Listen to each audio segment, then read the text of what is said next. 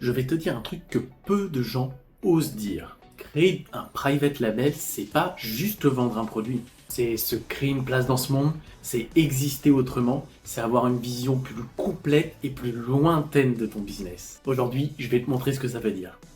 Je m'appelle Frédéric, j'ai quitté mon CDI il y a plusieurs mois grâce au private label et à l'arbitrage. On est parti pour la vidéo. Je vais tout d'abord réexpliquer pour ceux qui ne sont pas coutumiers du business Amazon ce qu'est le private label. Le private label, c'est simplement de créer son entreprise, créer sa marque, la déposer et développer des produits sous cette marque.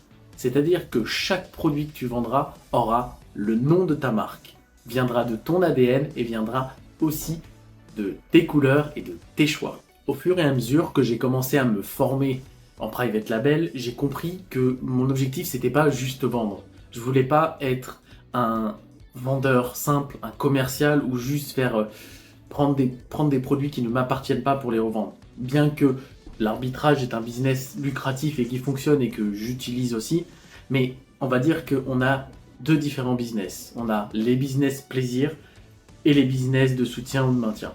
Si je devais catégoriser le private label, ce serait plus dans un business plaisir. J'ai développé ma marque il y a déjà 2 ans.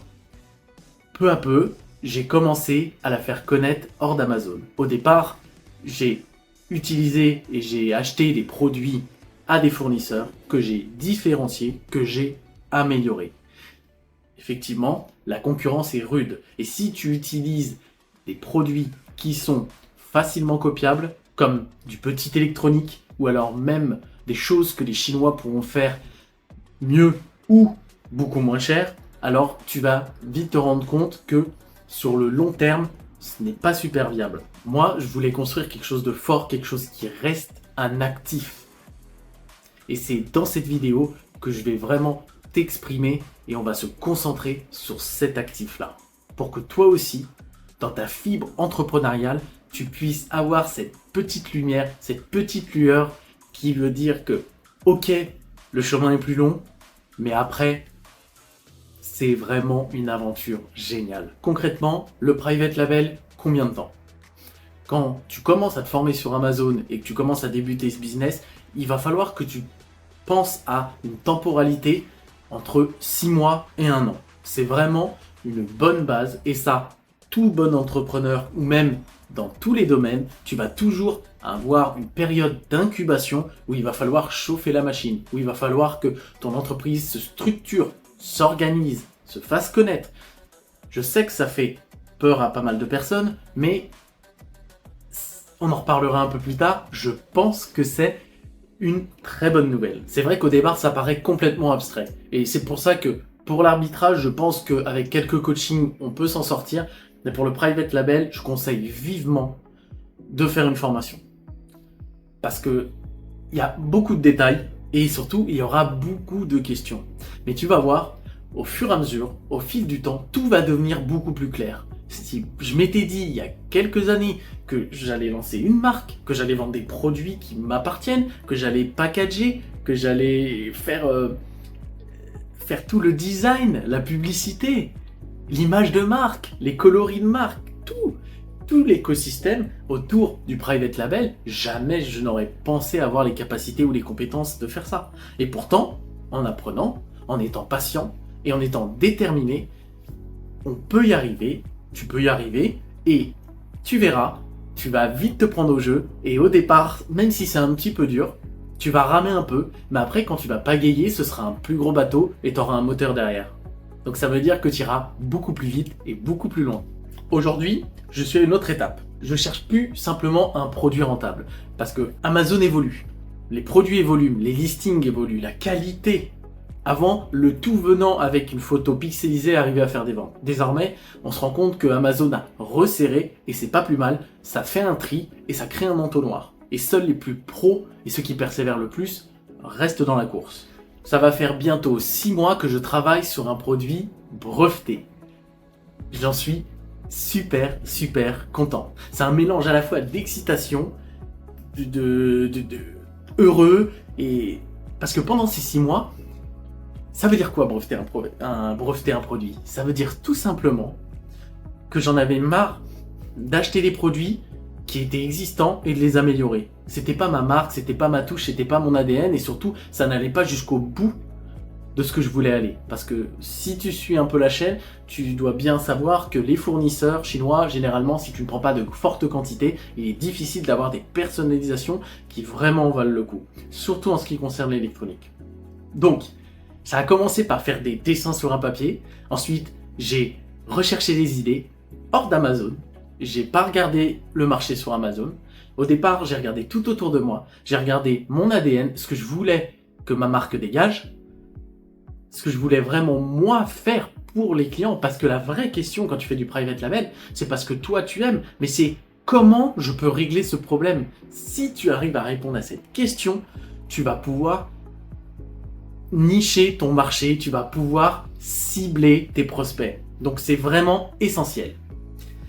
Bref, pour revenir au brevet, en fait, alors, ça sera l'objet d'une autre vidéo si tu souhaites que je t'explique ou que je te montre de façon condensée, parce que c'est un peu compliqué, de A à Z, qu'est-ce que c'est un brevet et comment le déposer. Mais pour faire simple, un brevet, c'est quoi?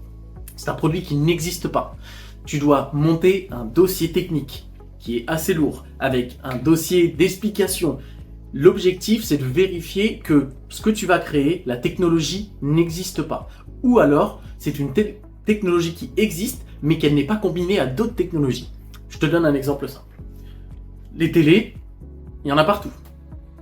Vraiment un exemple bidon. Des télés, t'en as partout, ok, très bien, tu peux regarder la télé, tu peux regarder des vidéos, etc., écouter la musique.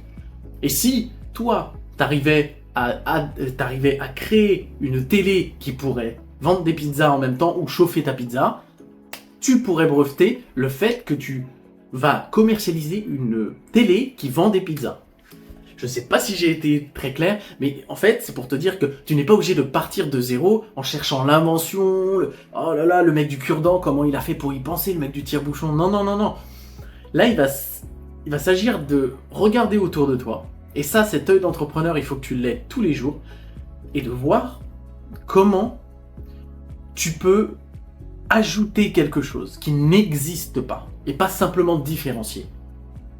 Une télé va se différencier par sa couleur, sa taille, sa qualité. Mais si tu crées une télé avec une technologie complémentaire, là tu pourras le breveter.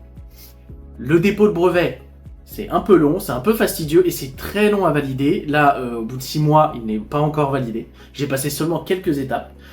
Ça va demander d'être accompagné aussi techniquement, avec des ingénieurs, avec des designers, avec des fournisseurs, des personnes qui vont pouvoir t'aider pour l'étude de marché. Parce que ce que je m'étais mis dans la tête quand j'ai commencé à ouvrir ma boîte, c'est de me dire « Ah, un chef d'entreprise doit savoir tout faire. » Mais pas du tout. Un bon chef d'entreprise, il doit savoir manager les gens qui ont des meilleures compétences que lui.